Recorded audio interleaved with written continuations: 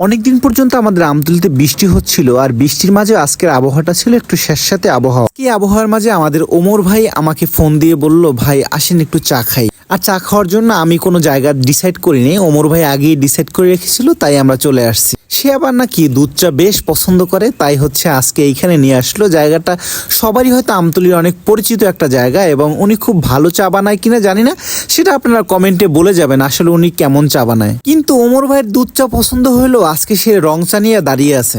কারণটা হয়তো আমি আপনাদের পরে বলছি। উনি বেশ কয়েকদিন পর্যন্ত একটু পেটের পীড়ায় ভুগতেছে, তাই উনি দুধ চা না খেয়ে রং চা বানিয়ে খাচ্ছিল।